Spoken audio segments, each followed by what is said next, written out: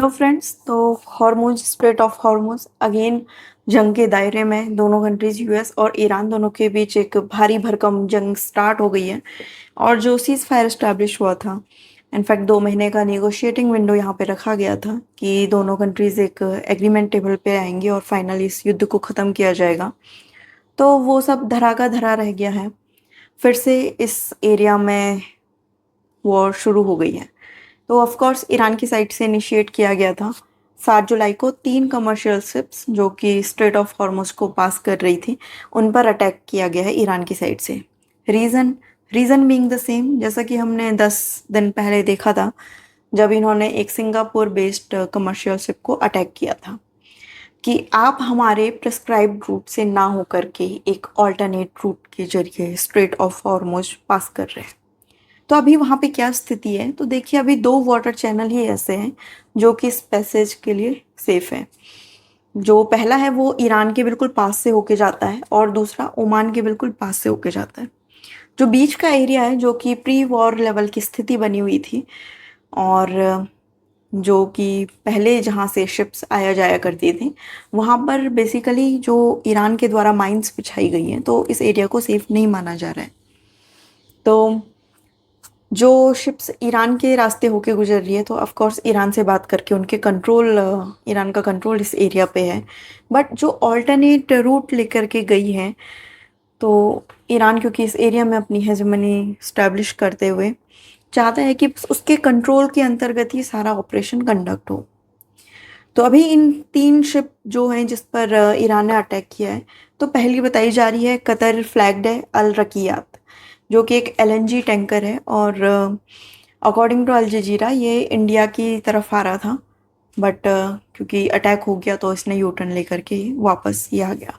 दूसरा एक crude oil ship थी जो कि सऊदी अरेबिया की थी, वाडियान, और तीसरी लाइबेरिया की शिप थी। तो इनको ईरान ने निशाना बनाया है, इनको स्ट्राइक किया है। तो बदले में यूएस ने भी फिर काउंटर स्ट्राइक किया है। ऑफ कोर्स ईरान की हेजेमनी तो वहाँ पर यूएस अपने होते हुए नहीं देख सकता है। तो इसने ईरान के करीबन 80 टारगेट को स्ट्राइक किया है, जिसमें कि इनकी drone facilities, missile defence system, ये सब रखे थे जहाँ पे इंफ्रास्ट्रक्चर था, वहाँ पे यूएस ने काउंटर स्ट्राइक किया है। साथ ही जो 60 से ज़्यादा जो आईआरजीसी की स्मॉल बोट्स थी जो कि सुसाइडल अटैक का काम करती है इस पर्शियन गल्फ में, उसको भी निशाना बनाया गया है, उनको भी डाउन किया है यूएस के द्वारा। तो फिर से ईरान ने पलटवार करते हुए बहरीन और कुवैत में यूएस बेसिस पे हैविली बॉम्ब किया, और फिर ये स्ट्राइक का सिलसिला जारी हो गया। तो इसके चलते हुए जो क्रूड ऑयल प्राइसेस था वो भी एकदम धड़ से ऊपर गया है, और हाईएस्ट जंप मई के बाद अभी देखा गया है जो कि 5% का है। तो $74 पर बैरल के हिसाब से था, जो कि अब $78 पर बैरल पे आ गया है।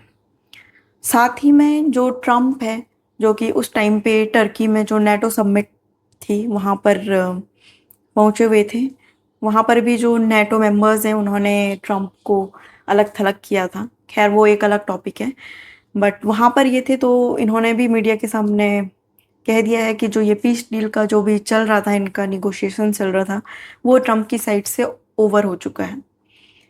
तो अभी ट्रम्प कोई भी पीस डील करने के मूड में नहीं है ईरान के साथ। तो यहाँ पर ट्रम्प कहते हैं कि they are sick people, they are led by sick people.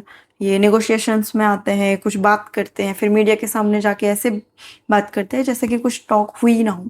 Basically ये बता रहे थे कि जब इनका पहला राउंड ऑफ निगोशिएशन स्विट्जरलैंड में हुआ था, तो वहाँ पर जो ईरानियंस निगोशिएटर्स थे, तो जब ये मीडिया के सामने आए थे तो इन्होंने यहाँ पे मैसेज क्लियर किया था कि strait of Hormuz will never going to prewar status.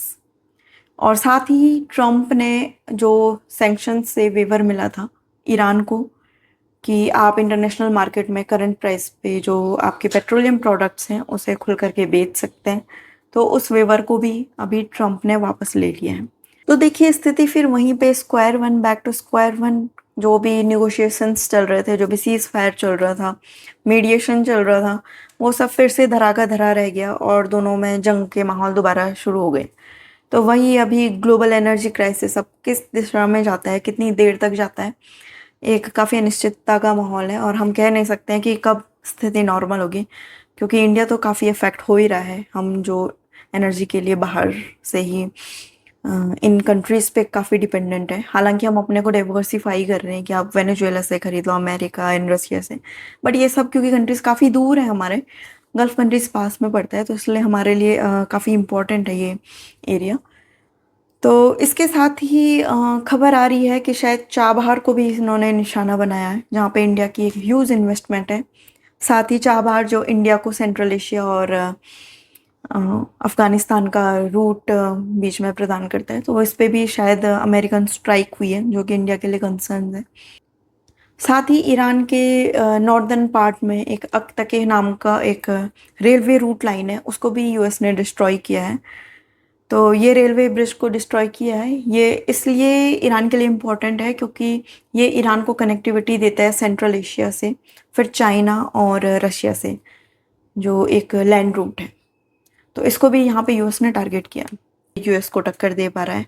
और यूएस जो कि इस वॉर में घुसा था अपने ऑब्जेक्टिव को लेकर के कि रिजीम चेंज करेंगे, इनका जो एनरिच्ड यूरेनियम है वो हमें हैंड ओवर किया जाएगा, इनकी न्यूक्लियर फैसिलिटी को डिसमेंटल किया जाएगा। यूएस कोई भी ऑब्जेक्टिव अपना वहाँ पर अचीव नहीं कर पाया है। तो इसलिए जो इनका फर्स्ट राउंड ऑफ नेगोशिएशन चला था जो स्विट्जरलैंड में, उस पर ईरान की सारी बातें मानी गई थी, इनके सैंक्शंस हटा दिए गए थे, इनके लिए इवन एक वॉर रिपेरेशन का एक $300 बिलियन का पैकेज लाया गया था, इनका नेवल ब्लॉकेट खोला गया था, इनके इवन फ्रोजन एसेट भी यूएस ने रिलीज़ किए थे। तो सारी बात ईरान की मानी थी। और जबकि न्यूक्लियर वेपन पे जब बात आई थी तो वहाँ पर कोई एग्रीमेंट या फिर उसके जो IAEA के द्वारा मॉनिटरिंग होनी थी उस पर भी कोई बात नहीं की गई। और ईरान ने भी इस पर बिल्कुल मना कर दिया था कि हम किसी बाहर की जो इंटरनेशनल एटॉमिक एनर्जी एजेंसी है, हम उसको अपनी कंट्री में बिल्कुल अलाउ नहीं करेंगे। तो यहाँ पर ईरान इसलिए पूरे, ना सिर्फ यूएस और गल्फ कंट्रीज से बल्कि पूरी दुनिया से इसलिए पंगे लेने की गुस्ताखी कर रहा है, क्योंकि उसे पता है कि स्ट्रेट ऑफ हॉर्मुज ये पूरी ग्लोबल इकोनॉमी को अफेक्ट कर सकता है। तो किसी भी कीमत पर ईरान इस चीज़ को अपने हाथ से जाने नहीं देगा। दूसरी साइड से सऊदी अरेबिया से खबरें आ रही हैं। तो सऊदी अरेबिया है जो कि कॉन्टिन्यूसली ईरान की मार झेल रहा है, इंक्लूडिंग अदर नेशंस ऑल्सो, वहाँ पे जो UAE, बहरीन, कुवैत, ये सब भी हैं। तो देखिए सऊदी अरेबिया को एक बात समझ में आ रही है कि इनका प्रोटेक्टर यूएस ये असमर्थ रहा है अपने जो इनके अलाइज हैं उनको प्रोटेक्ट करने से। तो अब सऊदी अरेबिया एक नया रास्ता लेके आ रहा है ईरान से निगोशिएट करने का। तो ये बात कर रहे हैं कि गल्फ ईरान रिकन्सिलिएशन समिट पे, जिसमें ईरान को गल्फ कंट्रीज की इकोनॉमी में री इंटीग्रेट किया जाएगा। मतलब दोनों के बीच एक सौहार्द के रिश्ते होंगे और आप इकोनॉमिकली ट्रेड कीजिए हमसे, मतलब आपके रिलेशन हम नॉर्मल कर रहे हैं, जो कि यूएस को बिल्कुल नहीं पसंद है। तो यहाँ पे यूएस को भी नाराज किया जा रहा है, बट क्योंकि आप यूएस जो प्रोटेक्टर है इस रीजन का आप प्रोटेक्ट नहीं कर पा रहे हैं, तो सऊदी अरेबिया बहला फुसला के ईरान को शांत करना चाहता है। तो यहाँ पर सऊदी अरेबिया, कतर और ओमान इस पीस प्रोसेस के लिए, इस इकोनॉमिक इंटीग्रेशन के लिए मान गए। बट UAE, कुवैत और बहरीन, जहाँ पर ईरान ने बढ़ चढ़ करके हमला किया है और ज़्यादा हमला इन्हीं कंट्रीज़ के ऊपर किया गया है, तो ये अभी इस पीस निगोशिएशन के बिल्कुल खिलाफ है। तो इस तरीके से हमें गल्फ में भी एक दो खेमे दिख रहे हैं, गल्फ में भी एक दीवार दिख रही है इस मसले को कैसे हल किया जाए इस पर। और सऊदी भी यहाँ पर यूएस से दूर होता हुआ दिख रहा है। तो ये था आज का एनालिसिस। इसमें हमने देखा है कि किस तरीके से ये वॉर स्टार्ट हुई है, और जो हम सोच रहे थे कि शायद कुछ महीने में, शायद 2 महीने में, नहीं तो 6 महीने में ये स्थिति सामान्य हो जाएगी, जो ग्लोबल एनर्जी क्राइसिस है वो सेटल डाउन होना शुरू हो जाएगा। तो अभी इस पर कुछ कहा नहीं जा सकता है। पीस डील तो नहीं होने वाली है जब तक ईरान के हाथ में ये पूरी हेजेमनी ना आ जाए। तो आगे देखते हैं कब तक ये वॉर चलती है, जो कि इतने जल्दी नहीं ख़त्म होने वाली है। तो थैंक यू फॉर वॉचिंग।